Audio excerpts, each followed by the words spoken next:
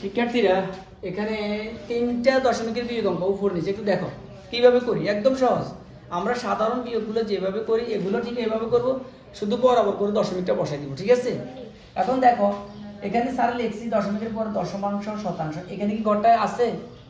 তাহলে আমরা কি করব? শূন্য দিব। আমাদের সহজের জন্য, আমাদের বুঝার সুবিধার জন্য আমরা এখানে একটা কি দিব? শূন্য দিব। তাহলে এবার বিয়োগটা আমাদের জন্য আরো সহজ হয়ে গেল। 5 থেকে শূন্য বিয়োগ করো।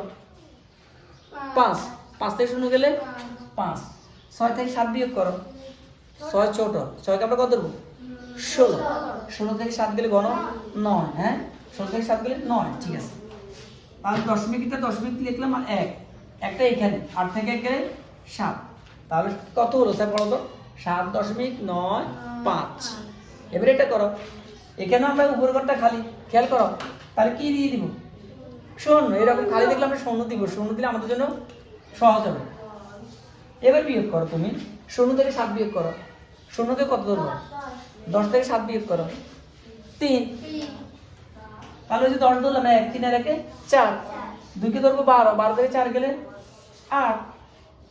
12 থেকে 4 গেলে দশমিক লিখে দিলাম। ওই যে 12, 1, 5 আর 1 6। 7 থেকে 6 গেলে 1। তাহলে আমরা পেলাম কত? 1.83। 1.83। এখন এইটা একটু দেখো, এখানে 9 কিছু নেই, কিন্তু এখানে এই যে এই ঘরগুলো খালি, ঘরগুলো কি দিব আমরা? শূন্য। তাহলে আমরা এখানে শূন্য দিলাম, এখানেও শূন্য দিলাম। এখন তো 900 হয়ে গেল।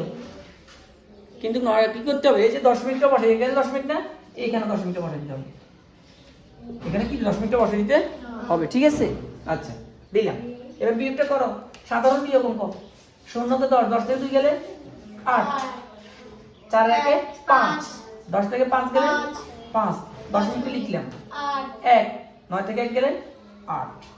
তাহলে দেখো আমরা সাধারণ যে বিয়োগ অঙ্কগুলো করি ওইভাবে করব, শুধু বরাবর করে দশমিকটা বসাই দিলাম। আর যে ঘরগুলো খালি ছিল সেই ঘরগুলোতে আমরা কি দিলাম? শূন্য দিয়ে ফিল আপ করে আমাদের সুবিধার জন্য আমরা করে নিলাম। তাহলে এতে করে আমাদের বিয়োগ করতে আমাদের কি হলো? সুবিধা হলো। ঠিক আছে, করো।